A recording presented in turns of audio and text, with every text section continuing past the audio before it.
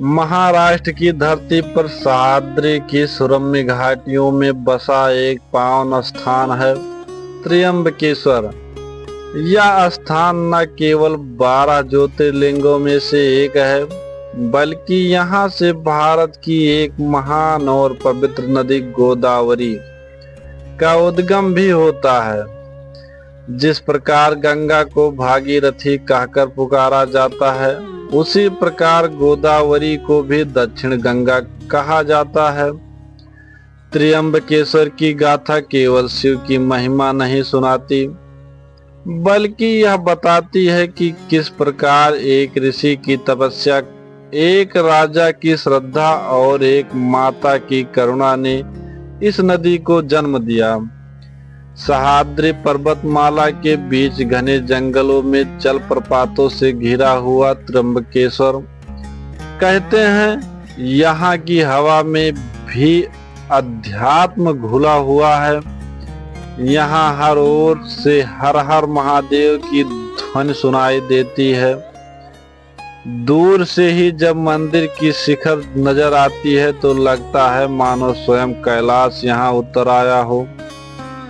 त्र्यंबकेश्वर ज्योतिर्लिंग की विशेषता यह है कि यहाँ पर शिवलिंग के रूप में ब्रह्मा, विष्णु और महेश तीनों देवताओं एक साथ निवास करते हैं।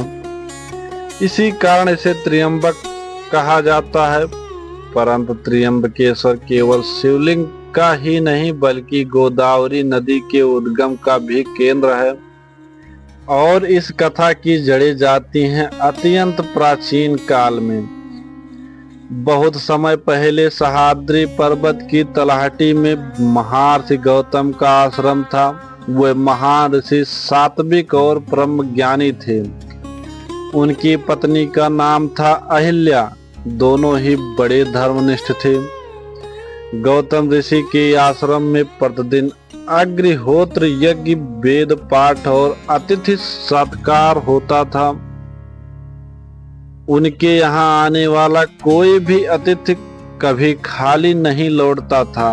वह सदैव दूसरों की सेवा में लगे रहते थे।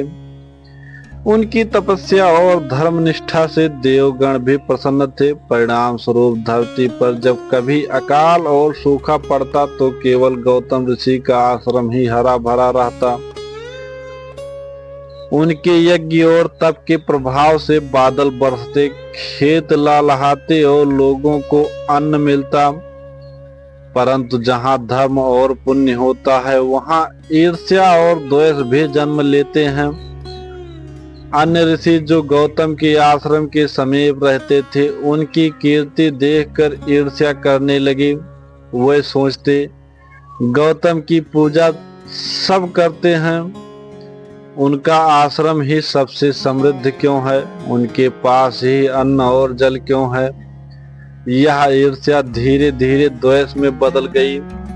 वे देवताओं के पास गए और बोले, हे देवगण, गौतम ऋषि ने इतना पुण्य संचित कर लिया है कि अब उनकी ख्याति हम सब पर भारी पड़ रही है। यदि ऐसा ही चलता रहा तो कोई हमारी ओर देखेगा भी नहीं। देवताओं ने पहले टालने की कोशिश की, परंतु जब बार बार ऋषियों ने विनती की तो उन्होंने सोचा कि गौतम की तपस्या और यश को रोकने का कोई उपाय करना चाहिए। देवताओं ने अपनी योजना बनाई। उन्होंने कामधेनु गाय को गौतम के आश्रम में भेजा। गौतम ऋषि प्रतिदिन खेतों की देखभाल करते थे। एक दिन जब वे अपने खेत में खड़े थे, तभी देवताओं ने भ्रम उत्पन्न किया।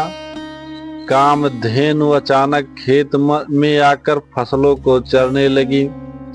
ऋषि गौतम ने उसे धीरे से हटाना चाहा। उन्होंने हल्की सी घास की डंडी उठाकर उसे हाँक दिया, परंतु देवताओं की माया से वह गाय तुरंत भूमि पर गिरकर प्राणहीन हो गई। अब सभी ऋषि और मुनि दौड़ते हुए आए और शोर मचाने लगे, हाय हाय, गौतम ने ब्रह्म हत्या कर दी। गौतम ने कामधेनु की हत्या की है। गौतम ऋषि स्तब्ध रह गए। वे रोने लगे, हे देवताओं, मैंने किसी का वध नहीं किया, मैंने तो केवल हल्की सी डंडी से उसे हटाया था। यह कैसी लीला है। परंतु किसी ने उनकी बात नहीं मानी। सभी ने उसे अपराधी ठहरा दिया। गौतम ऋषि दुखी होकर देवताओं और ऋषियों के पास गए और बोले, यदि मुझसे अनजाने में कोई पाप हुआ है तो कृपया मुझे प्रायश्चित का मार्ग बताएं। ऋषियों ने कहा, तुम्हें अपने पाप से मुक्त होने के लिए गंगा जी को इस सह्याद्री पर्वत पर लाना होगा। केवल गंगा का जल ही तुम्हें पाप को धो सकता है।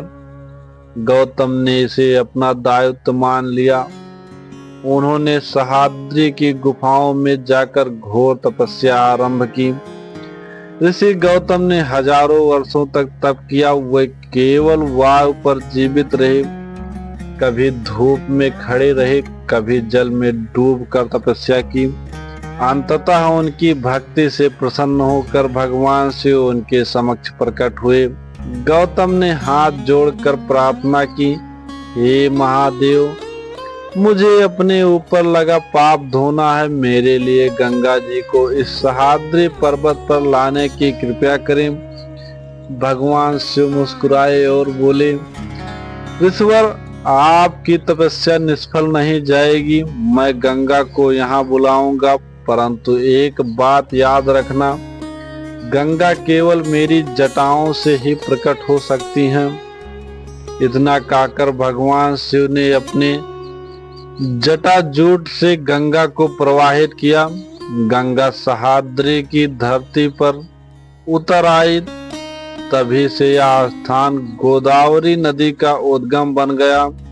कहा जाता है कि गंगा जब सह्याद्री में उतरी तो वे वहां गौतमी गंगा के नाम से विख्यात हुई। बाद में यही नदी आगे चलकर गोदावरी कहलाई। गोदावरी नदी आज भी महाराष्ट्र में बहते हुए आंध्र प्रदेश और तेलंगाना की धरती को सींचती हैं। जिस प्रकार उत्तर भारत में गंगा को मोक्षदायिनी कहा जाता है, वैसे ही दक्षिण भारत में गोदावरी को पुण्यदायिनी कहा जाता है। त्र्यंबकेश्वर मंदिर केवल ज्योतिर्लिंग ही नहीं बल्कि 3 देवताओं ब्रह्मा, विष्णु और महेश का संयुक्त रूप है। यहाँ का शिवलिंग धरती के भीतर दबा हुआ है और सदैव जल से भरा रहता है। मंदिर का गर्भगृह छोटा होने के बावजूद अत्यंत रहस्यमय है। कहा जाता है कि यहाँ जो भी जल चढ़ाया जाता है वह सीधे गोदावरी में मिल जाता है। यह कथा हमें सिखाती है, ईर्ष्या और द्वेष व्यक्ति को पथभ्रष्ट कर देती है। सच्चा साधक कभी हार नहीं मानता। भगवान सदैव अपने भक्त की पुकार सुनते हैं। और सबसे बड़ी शिक्षा, गंगा या गोदावरी केवल नदियां नहीं बल्कि करुणा और पवित्रता का प्रतीक हैं। आज भी लाखों श्रद्धालु त्र्यंबकेश्वर में आकर जलाभिषेक करते हैं। गोदावरी का जल स्नान के लिए पवित्र माना जाता है। कुंभ मेला जब भी नासिक त्र्यंबकेश्वर में लगता है तब देश विदेश कहा जाता है कि गंगा जब सह्याद्री में उतरी तो ये कहा जाता है कि गंगा जब सह्याद्री में उतरी तो वे वहां गौतमी गंगा के नाम से विख्यात हुई। बाद में यही नदी आगे चलकर गोदावरी कहलाई। गोदावरी नदी आज भी महाराष्ट्र में बहते हुए आंध्र प्रदेश और तेलंगाना की धरती को सींचती हैं। जिस प्रकार उत्तर भारत में गंगा को मोक्षदायिनी कहा जाता है, वैसे ही दक्षिण भारत में गोदावरी को पुण्यदायिनी कहा जाता है। त्र्यंबकेश्वर मंदिर केवल ज्योतिर्लिंग ही नहीं बल्कि 3 देवताओं ब्रह्मा, विष्णु और महेश का संयुक्त रूप है।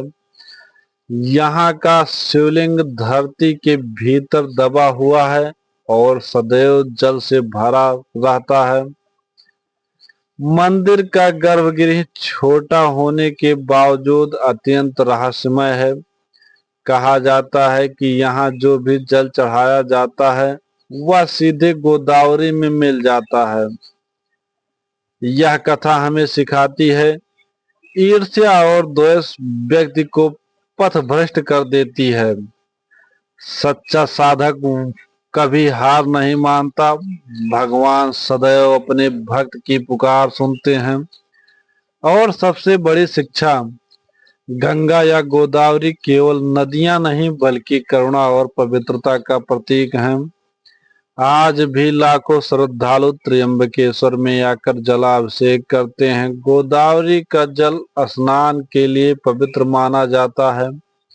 कुंभ मेला जब भी नासिक त्र्यंबकेश्वर में लगता है तब देश विदेश से करोड़ों लोग यहाँ आते हैं।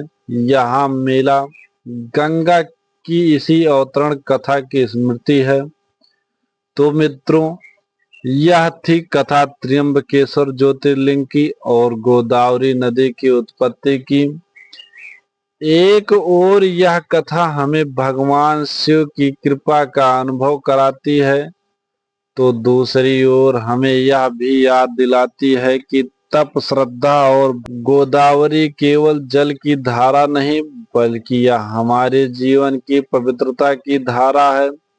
जब जब हम अपने भीतर की नकारात्मकता को धोकर भक्ति और सत्य के मार्ग पर चलते हैं तब तब हमारे भीतर भी गोदावरी प्रकट होती है। ओम नमः शिवाय। ओम नमः शिवाय। ओम नमः शिवाय।